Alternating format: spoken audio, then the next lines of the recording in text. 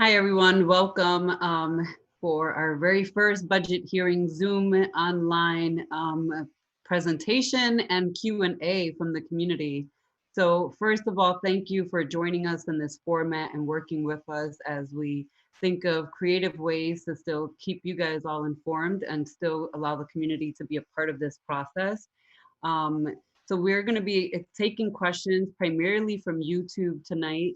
However, we do have staff that's going to look over at Facebook, and if we see that you're posting questions, we may ask you to come on over to YouTube and post a question there. We are going to try to get through as many questions as possible tonight, but recognizing that we may not be able to get through all of the questions. At the end of today, we'll ask the community if they would like a second part of this. And then I will have to present it to the board to officially vote on that and add that second date. So with us today is our superintendent and our chief of staff, as well as our deputy and our CFO. So I'm going to turn it over to Bob Franklin, who is our CFO, and our superintendent is Terry Dade, and I'll formally introduce everyone when we get back to Q&A. So Bob, take it over. I'm going to make the same comment I made back in February at East Collaboratorium, and that is basically Commissioner LeBron is a much more energetic speaker than I am. So we're discussing the budget tonight, and it really doesn't get any drier than budget. So I will do my best to not put anyone to sleep. So thank you very much, Kalia, for helping me with this presentation. Let's just jump right in, slide 2. Slide 2, forecasting the budget. Basically one of the first things we do in a budget process in any year is have a preliminary forecast of what the coming year's revenues and expenses might actually look like. And we do that just based on a continuation of the current operations. The current year's budget basically is trended forward based on a couple of different things. First, any known or anticipated factors. We trend based on observed rates of growth. And we also look at trends based on assumptions we're making of changing economic conditions. And we do this to assess whether surplus resources might be available, or perhaps to what extent additional resources may be needed. We'll go to slide 3. So when we looked first at trending forward the general fund revenues, and we do tend to focus on the general fund. That really is, I'm just going to call it the most important fund for the school district. Our budget office was able to finalize its forecast of revenues for the upcoming year when Governor Cuomo released his proposed budget back in January. After he released his budget, the state education department forwards to us their what they call the state aid runs, which is basically allocations to individual school districts. We did make some adjustments. We actually adjusted upward our building aid based on what we know are approved projects and the final cost reports that are going to be submitted for those. Our city funding, federal funding, and our local revenues are relatively predictable and relatively stable. We do have a slight change in accounting practice, so I will note that the forecasted local revenues are a little lower, but that really reflects a reduced bond premium from the Joint Schools Construction Board. When they issue debt, oftentimes that debt is purchased at a premium, and that inures to our benefit in that the premium can either be used for the cost of construction, or we can transfer it to our debt service fund and use it to pay the first interest payment that is generally due.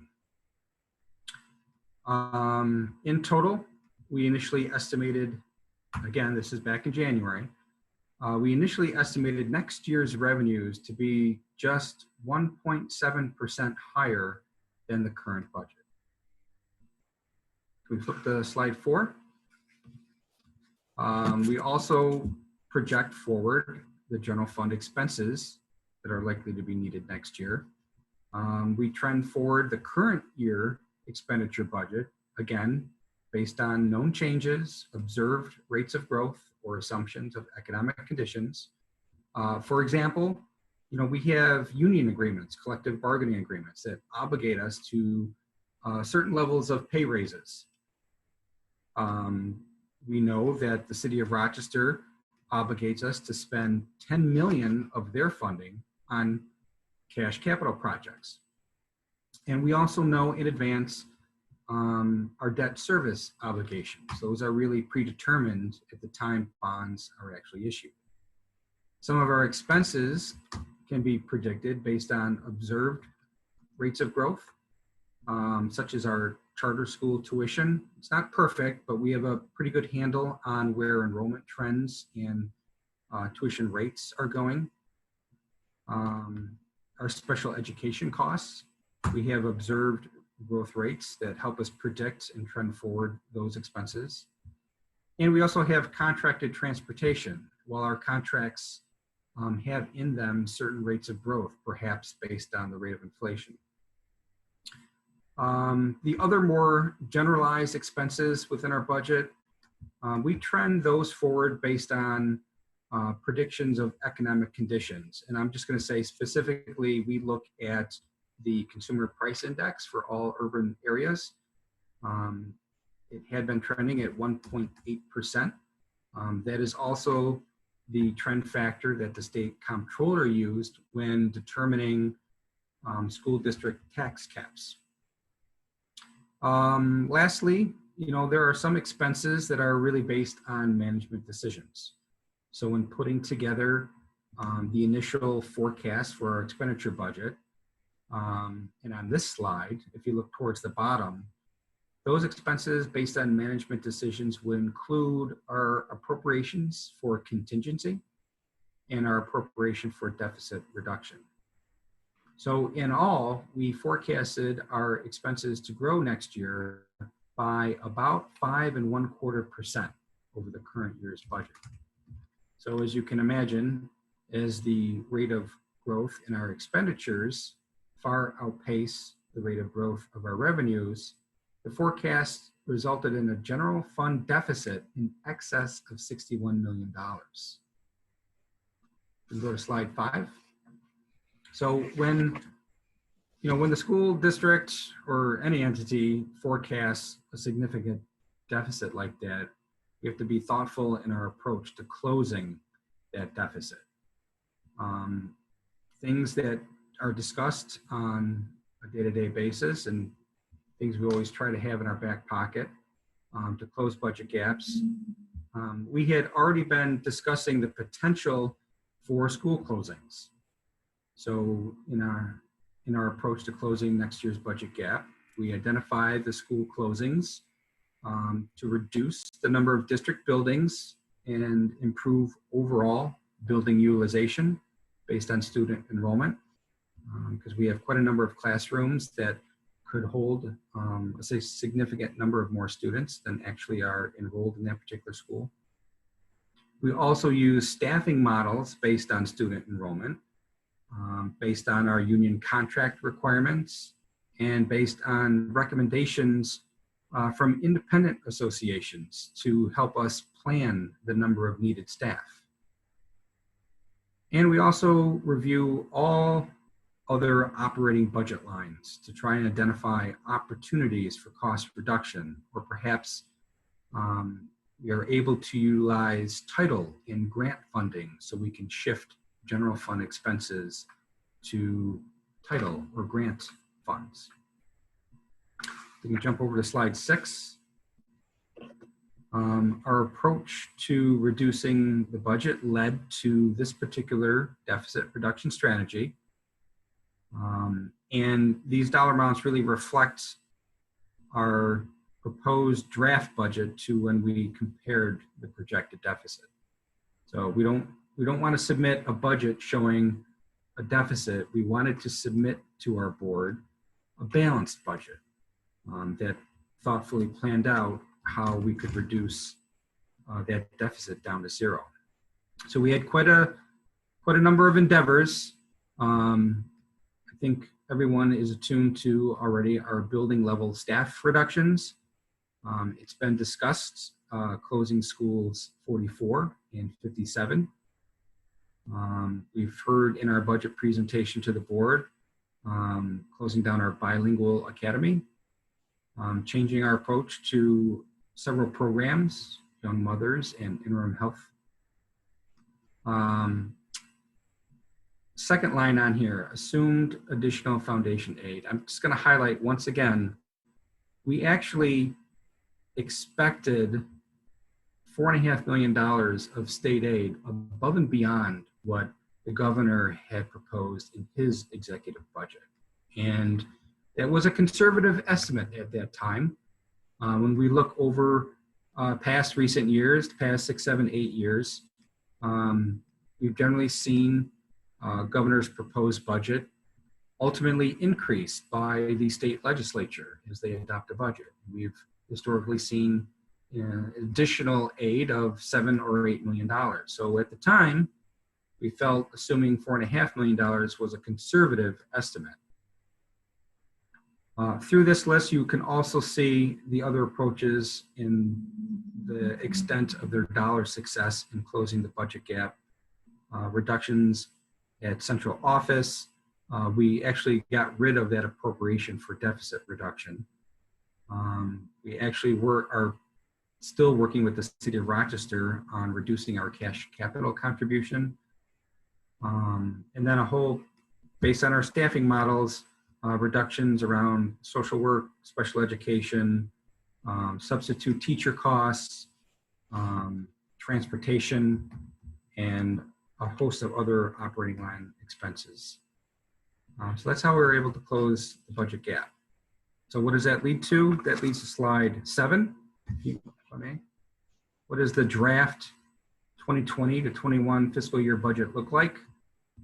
I know I tend to talk about the general fund, but I want to present this table for all funds. So that would also include our lunch fund, our special aid and grants fund.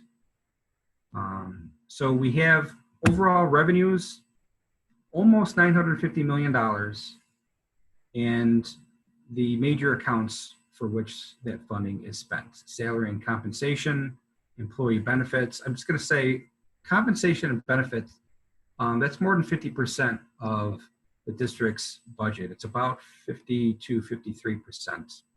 I'm sorry, 54%. That usually is the most significant expense in any school district. You know, as a large urban district, we have a significant amount of transportation costs and special education tuition costs and charter school tuition. So those contractual obligations actually are quite high. So it tends to mask the overall percentage of our budget that is consumed by salary and benefits. I think if we were a smaller, perhaps a more rural district, it's easily that our compensation benefits could run as high as 70 or 75% of the total budget. So we have a whole host of variety of other expenses. If anyone reads the monthly financial reports, this is more in line of what we spend our money on as opposed to what we spend our money for. Kali, if we could go over to slide 8, just quick and dirty pie charts that kind of illustrates where the money comes from and where the money goes. Obviously, state aid is the largest source of revenue for the school district. It's over 70% of all our funding. The city of Rochester funds the school district to the tune of $119.1 million. That's worth about 12.6% of our overall funding. And the other major source of revenue for us is our title and grant funding. It's about 13.2% of the overall budget. Where does the money go? As we just discussed, compensation at 38.2% and employee benefits at 19.1%. So that's actually 57.3% of our total spending budget. Some other big expenses are fixed obligations, 196 million or 20.7%. Again, these would be our transportation costs, our charter school tuition costs, those major expenses that we have being a large urban district. Slide 9, Kalia. You know, since state aid represents such a large revenue source to the district, over 70% of the total, it is, of course, where we face our greatest risk of reduction. And there's a lot of talk today about that. The COVID-19 pandemic is hitting New York State particularly hard. The economic impact of state government will soon affect the Rochester City School District in terms of reduced state aid. With the budget agreement being discussed openly today, we're going to have a lot more conversations on just how impactful those aid reductions are going to be to RCSD. We know that the federal government passed their stimulus package, and there may be one or two more following. Federal aid is being made available to the states. It's unclear exactly how much of that aid will ultimately be allocated to school districts and exactly to what extent they will offset state aid reductions. But there's going to be many more conversations about that to come. Looking at slide 10, I know staffing is very important to the board and to the community. So I wanted to provide a chart on where we are expecting our staff to be next year. And we give a chart to compare where staffing has been to where it's going. Our draft budget proposes to reduce the number of full-time equivalent positions by just over 236 FTEs, full-time equivalents. In terms of overall numbers, you see on the far right column, reductions in our teachers, our civil service staff, administrators, teaching assistants. We also see a positive number of paraprofessionals. That's because there was basically a shift in responsibility from teaching assistants to paraprofessionals. But overall, a reduction of about 236 full-time equivalents. To the extent that the natural rate of attrition in our district can alleviate the need for staff layoffs is to be seen. But looking back in this district, we see maybe a 5% rate of attrition. We will be seeing just to what extent attrition alleviates that need for layoffs. If I can switch over to slide 11, just getting in briefly to the different sections of our book. We kind of discussed the different sections back on February 20th at the original town hall meeting. So I don't want to duplicate that conversation. So just at a high level, section 4, for our public, our families, our parents, this is where the meat is. Your child, your grandchild attends a specific school and you want to see what's going on at that school in terms of the budget. Section 4 is where you're going to turn. The section is laid out a little differently this year. Hopefully, it's a little more logically laid out for the reader. So as you look at section 4, the order goes, the total budget for all schools in the district and all programs. Then we look at our elementary schools and we group them by zone this year. I hope that's a little more logical for the reader. Prior years, they may have been grouped by the chief of school that was in charge, but hopefully our parents will like to look at it grouped by zone instead. So we look at the Northeast, the Northwest, and the South zone, and we present the citywide schools as their own zone. And then we have a subsection for our high schools. And then finally, we have a subsection for our school programs and school supports. Looking at slide 12, moves into section 5 of the budget book. This gives a little more detail on our program-based budgets.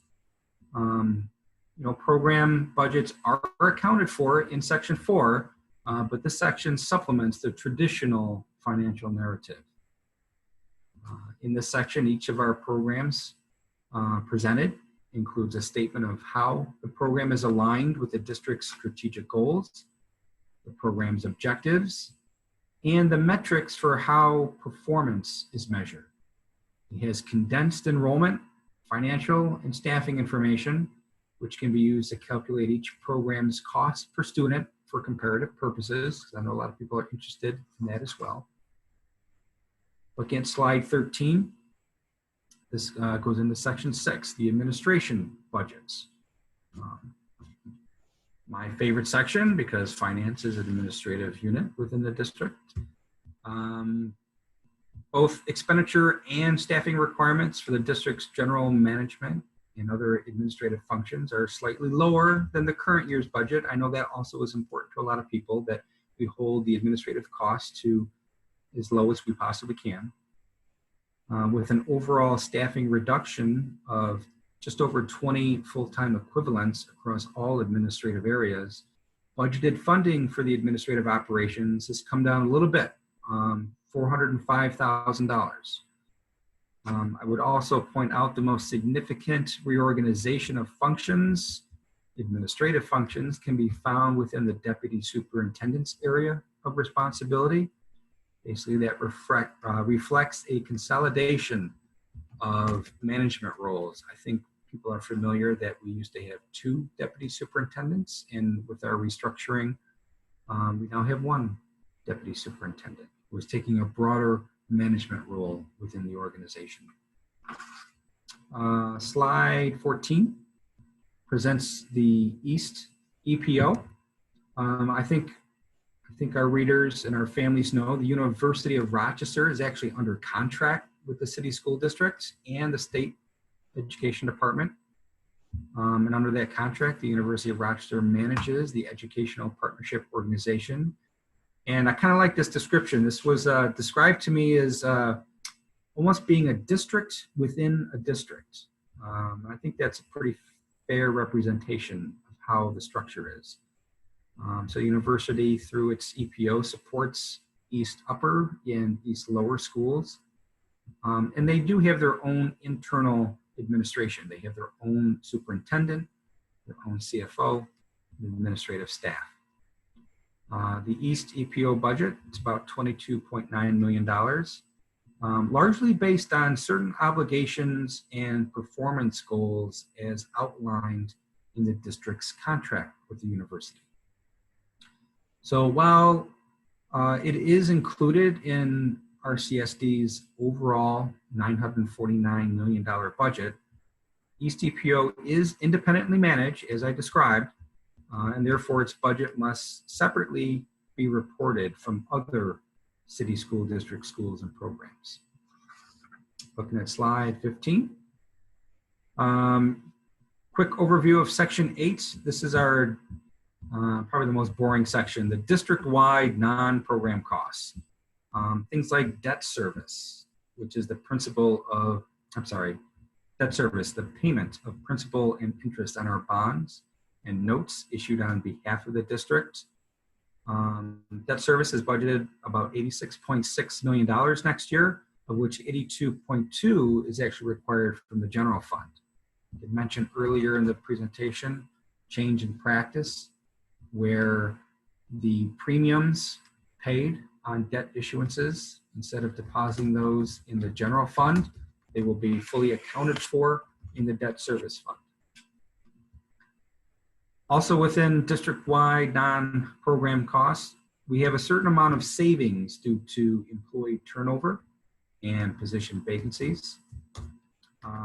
Those really, we budget the full salaries throughout the schools and throughout the administrative departments, but we know that there's a natural rate of turnover, and we know every year there's a certain number of positions that go vacant for a certain period of time.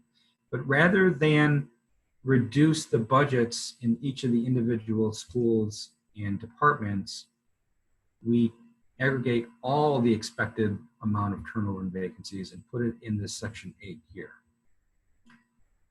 It also includes the cost of property and liability insurance, our cash capital expenditures, and we also have a certain amount of temporary agency staff that we use only for short-term assignments.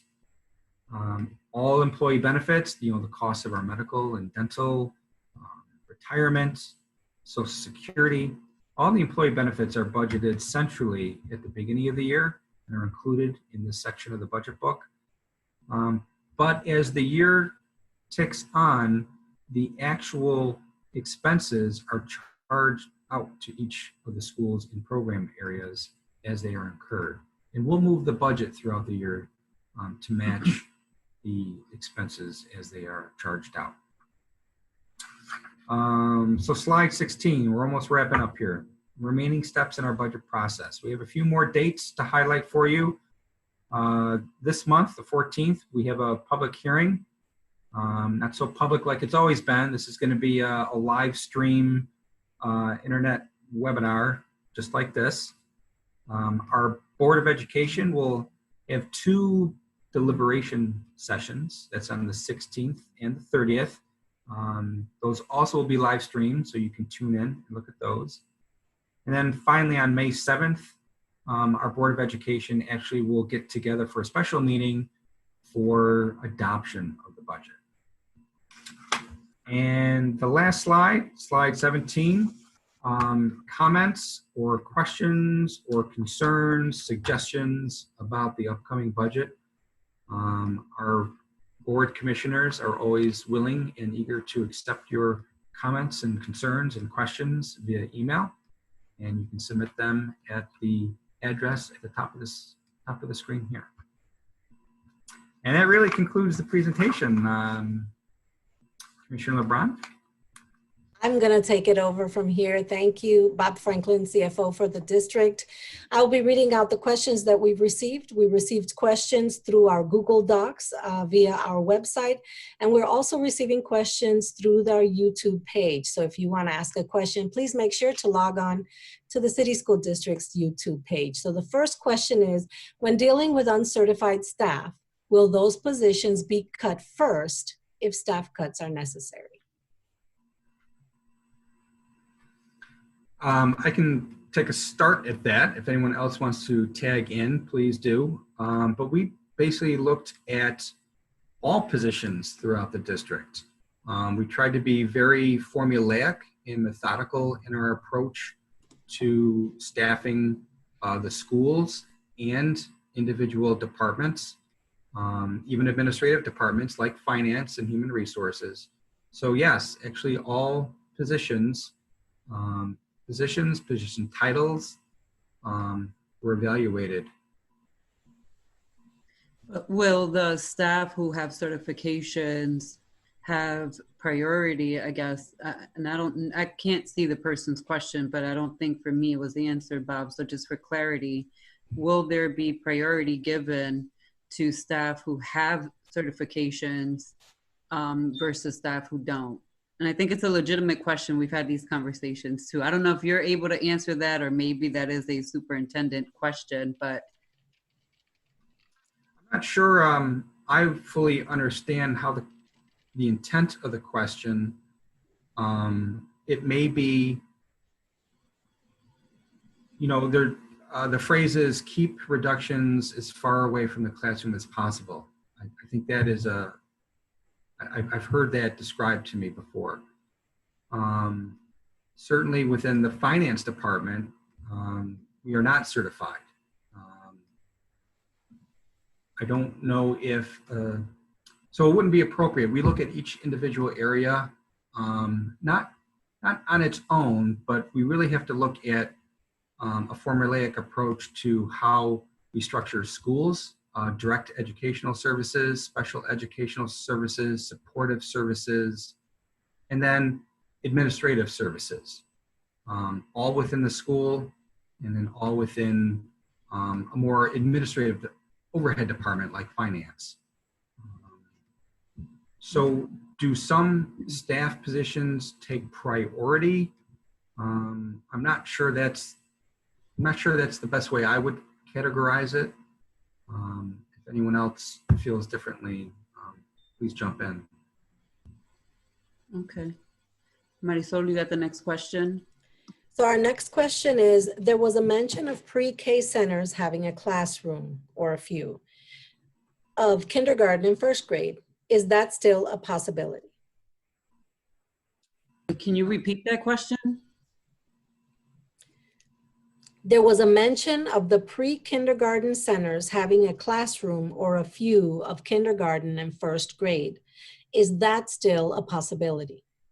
I think that is the plan, and Bob, you can jump in, but it's my understanding that initially it was presented as reopening as 2 UPK centers, but that K1, kindergarten and first grade classrooms were going to be added to the UPK centers so that we don't have to deal with the Office of Family and Children's Services and state licensures. They would just be open as 2 new schools, essentially. It's such an interesting conversation. I've had a lot of experience with New York State's Office of Children and Family Services and all the licensing requirements associated with their programming. I think what made this interesting is the city school district has operated a UPK center for a number of years, and only now does it seem to be coming to anybody's attention. My understanding is a number of school districts across New York State also operate standalone UPK centers. So this is now causing many districts in the state and the state agencies involved, state ed, child and family services, to evaluate the importance and the appropriateness of which agency should be responsible. I can't help but ignore the irony during this unusual period of time, this whole coronavirus situation. School districts have been asked to open up their schools and operate them as a daycare center for healthcare professionals or first responders. And all OCFS licensing has been waived. I just find that very interesting that the first group the state would turn to for additional childcare operations is a school district. But yet just several months ago, this school district faced all kinds of licensing requirements.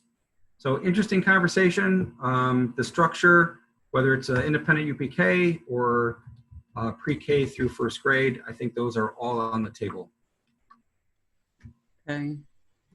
Okay, the next question is, are there any changes to this budget now that $35 million from the state has been allocated? Actually, that's a good question. I'm not sure you're gonna like the answer. The answer is actually no.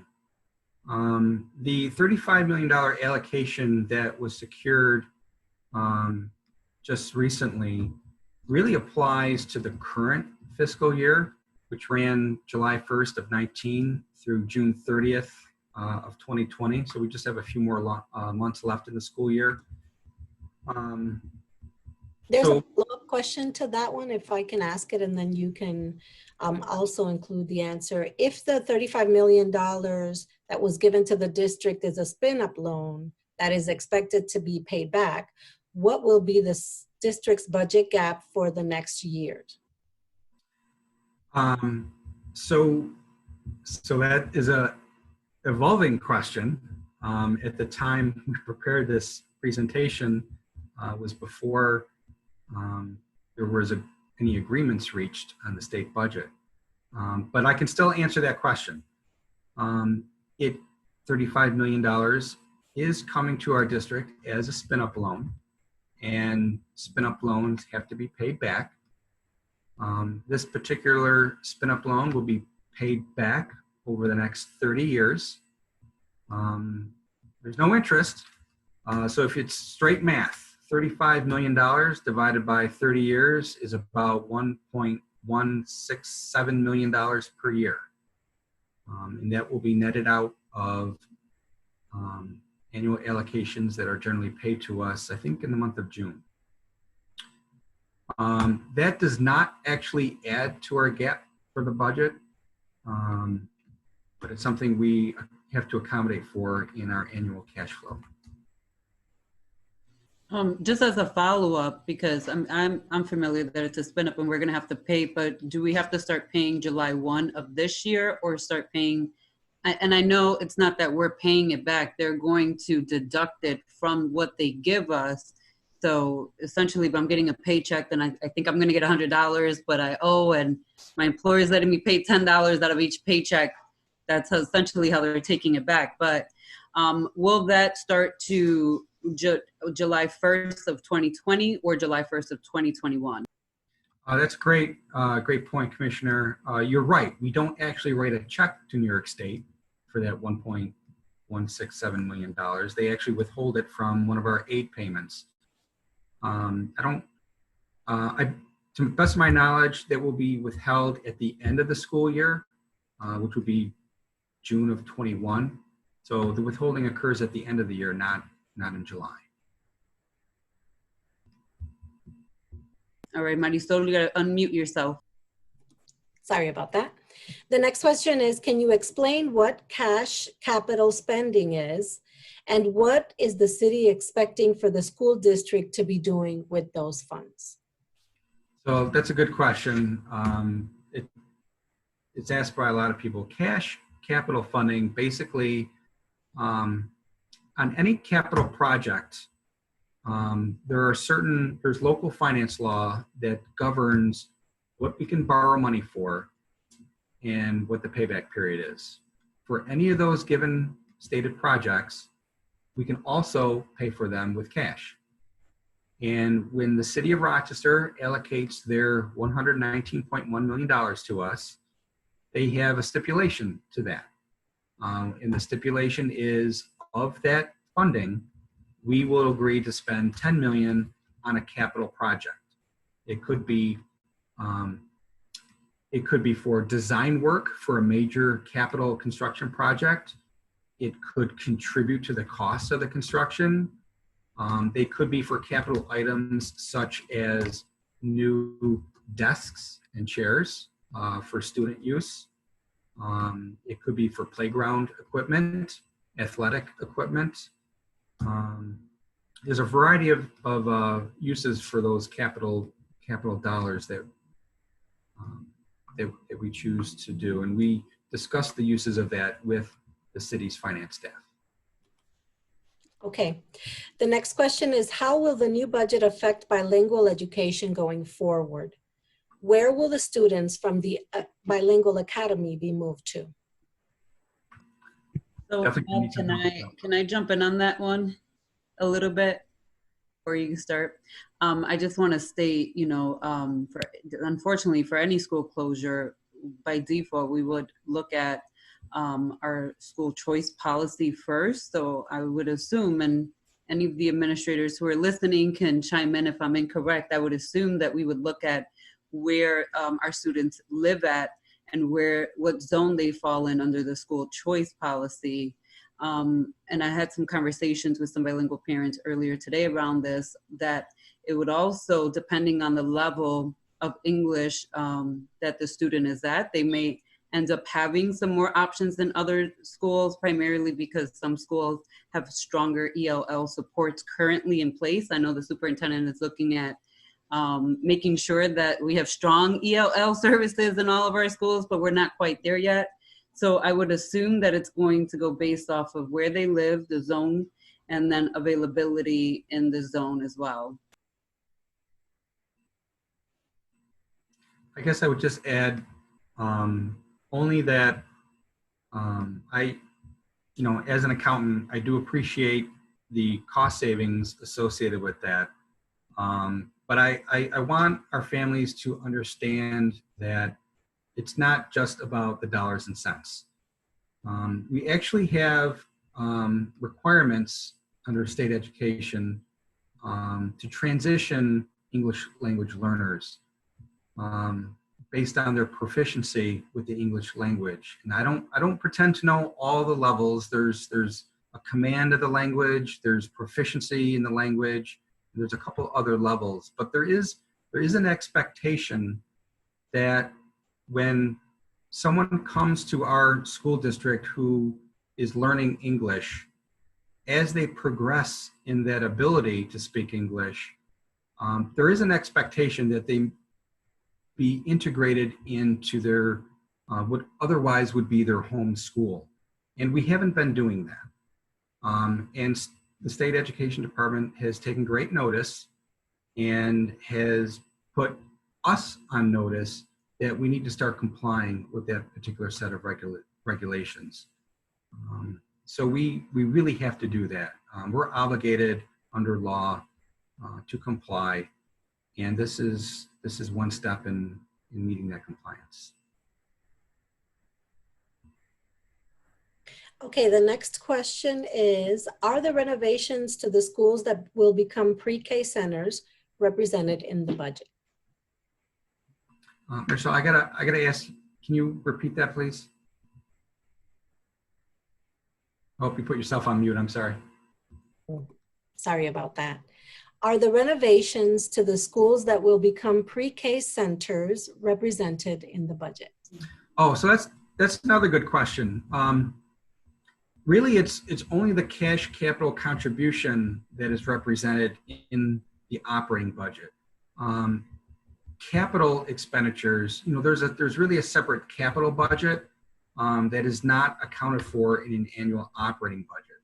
So our capital projects are either funded with cash, and so you'll see a cash transfer in the operating budget.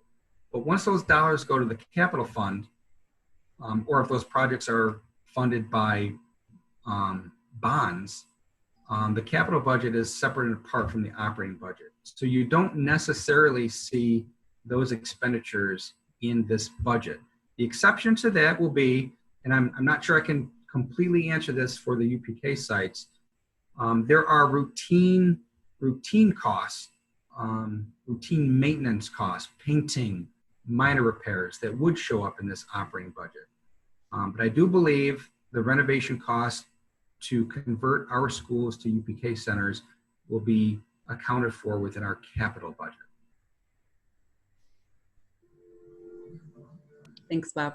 Marisol?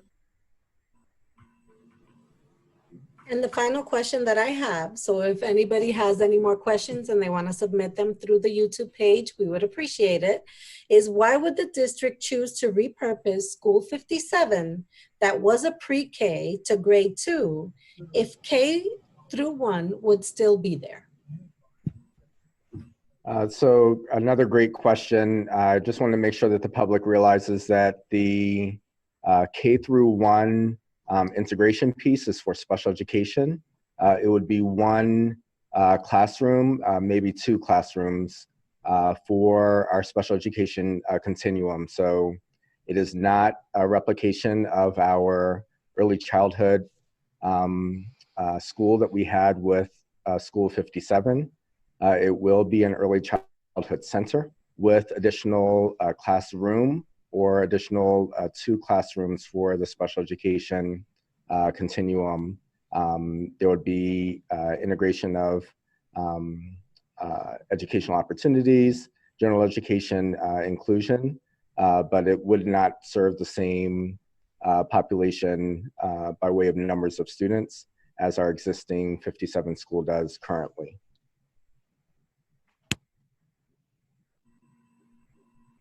Thanks, Terry, for chiming in. So Marisol, do you have any additional questions?